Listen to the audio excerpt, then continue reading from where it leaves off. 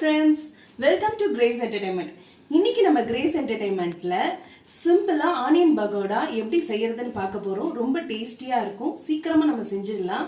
இந்த லாக்டவுன் பீரியட்ல தினம் நான் ஒரு சாட் போடுறேன்னு சொல்லியிருந்தேன். இன்னைக்கு நம்ம ஆனியன் பகோடா பார்க்க போறோம். வாங்க வீடியோக்குள்ள போய் பார்க்கலாம்.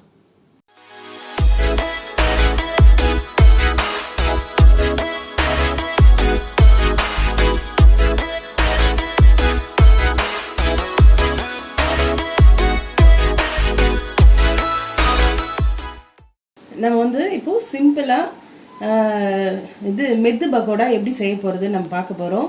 2 வெங்காயம், மீடியம் சைஸ் வெங்காயம் 2, ஒரே ஒரு பச்சை மிளகா, ஒரு 2 ஸ்டெம் கருவேப்பிலை, அவ்வளோதான். நம்ம அந்த நறுக்கி வச்ச வெங்காயத்தை போட்டுப்போம். இப்போ பச்சை மிளகாய் இந்த மாதிரி பொடியாக அரிஞ்சிக்கோங்க, ரவுண்டாக. அதுவும் இதில் போட்டுக்கலாம். கருவேப்பிலையும் கட் பண்ணி வச்சுருக்கேன். இது ரொம்ப சிம்பிளு, ரொம்ப டேஸ்டாகவும் இருக்கும்.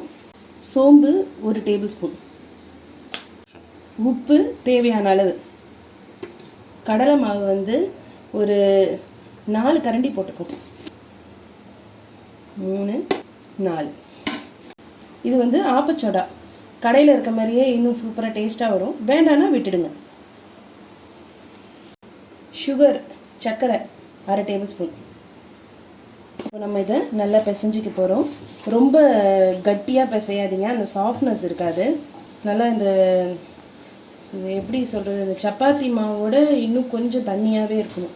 ரொம்ப அப்படியே இறுக்கமாக இருக்கக்கூடாது. இங்கே பாருங்கள் எப்படி இருக்குன்னு. ரொம்ப இந்த இப்போ நம்ம சப்பாத்தி மாவு இப்படி பிடிச்சா நிற்கும், அந்த மாதிரி இருக்கக்கூடாது. அதை விட இன்னும் கொஞ்சம் தண்ணியாக இருக்கணும். எப்படி வடை மாவு மாதிரியே சாஃப்டாக இருக்கணும். உளுந்து வடை அளவுக்கு. எண்ணெய் காஞ்சிடுச்சு. இந்த அளவுக்கு ஸ்பூன்லேயே எடுத்து போட்டுக்கோங்க. இந்த சின்னதாக போட்டுக்கிட்டா போதும்.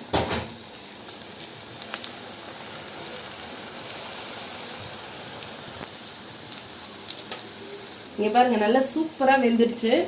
இப்போ நம்ம சாப்பிட்லாம். ரெடி ஆயிடுச்சு. சூப்பராக முறுமுறுன்னு வந்துருச்சு.